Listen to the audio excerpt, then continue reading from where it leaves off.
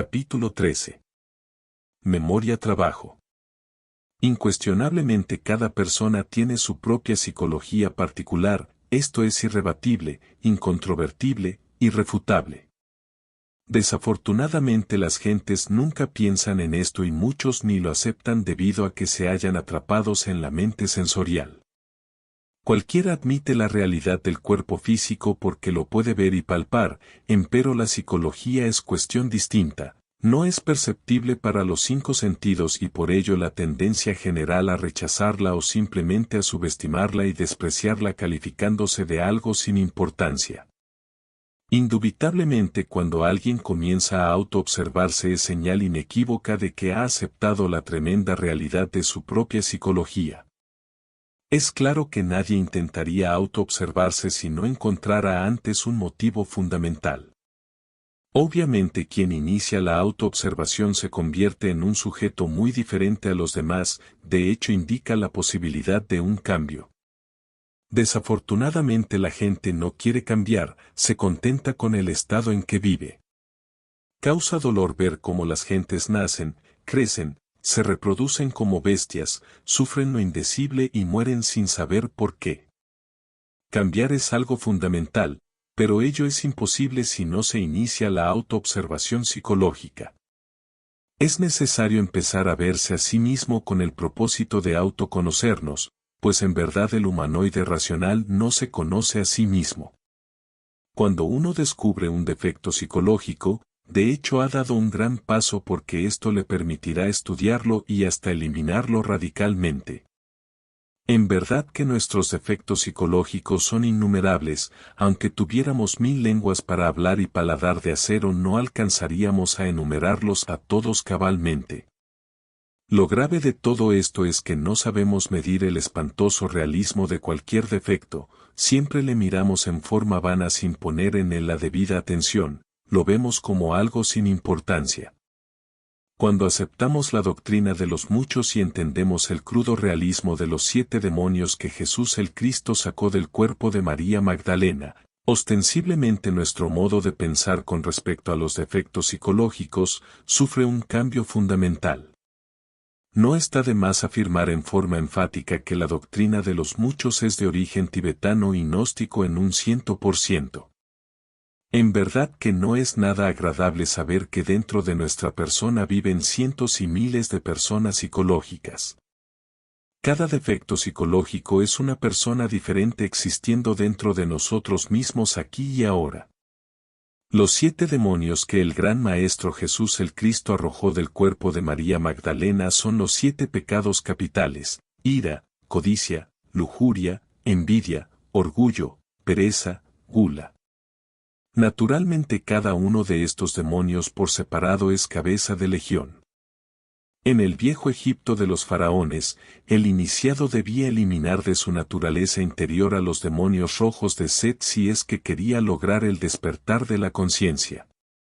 Visto el realismo de los defectos psicológicos, el aspirante desea cambiar, no quiere continuar en el estado en que vive con tanta gente metida dentro de su psiquis, y entonces inicia la autoobservación. A medida que nosotros progresamos en el trabajo interior podemos verificar por sí mismos un ordenamiento muy interesante en el sistema de eliminación. Uno se asombra cuando descubre orden en el trabajo relacionado con la eliminación de los múltiples agregados psíquicos que personifican a nuestros errores. Lo interesante de todo esto es que tal orden en la eliminación de defectos se realiza en forma graduativa y se procesa de acuerdo con la dialéctica de la conciencia. Nunca jamás podría la dialéctica razonativa superar la formidable labor de la dialéctica de la conciencia. Los hechos nos van demostrando que el ordenamiento psicológico en el trabajo de eliminación de defectos es establecido por nuestro propio ser interior profundo. Debemos aclarar que existe una diferencia radical entre el ego y el ser. El yo jamás podría establecer orden en cuestiones psicológicas, pues en sí mismo es el resultado del desorden. Solo el ser tiene poder para establecer el orden en nuestra psiquis. El ser es el ser. La razón de ser del ser es el mismo ser. El ordenamiento en el trabajo de autoobservación, enjuiciamiento y eliminación de nuestros agregados psíquicos va siendo evidenciado por el sentido juicioso de la autoobservación psicológica. En todos los seres humanos se halla el sentido de la autoobservación psicológica en estado latente, más se desarrolla en forma graduativa a medida que vayamos usándolo. Tal sentido nos permite percibir directamente y no mediante simples asociaciones intelectuales, los diversos yous que viven dentro de nuestra psiquis. Esta cuestión de las extrapercepciones sensoriales comienza a ser estudiada en el terreno de la parapsicología, y de hecho ha sido demostrada en múltiples experimentos que se han realizado juiciosamente a través del tiempo y sobre los cuales existe mucha documentación. Quienes niegan la realidad de las extrapercepciones sensoriales son ignorantes en un 100%, bribones del intelecto embotellados en la mente sensual. Sin embargo, el sentido de la autoobservación psicológica es algo más profundo, va mucho más allá de los simples enunciados parapsicológicos. Nos permite la autoobservación íntima y la plena verificación del tremendo realismo subjetivo de nuestros diversos agregados. El ordenamiento sucesivo de las diversas partes del trabajo relacionadas con el tema tan grave de la eliminación de agregados psíquicos, nos permite inferir una memoria-trabajo muy interesante y hasta muy útil en la cuestión del desarrollo interior. Esta memoria-trabajo, si bien es cierto que puede darnos distintas fotografías psicológicas de las diversas etapas de la vida pasada, juntadas en su totalidad traerían a nuestra imaginación una estampa viva y hasta repugnante de lo que fuimos antes de iniciar el trabajo psicotransformista radical.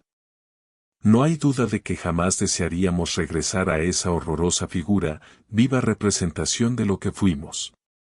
Desde este punto, tal fotografía psicológica resultaría útil como medio de confrontación entre un presente transformado y un pasado regresivo, rancio, torpe y desgraciado.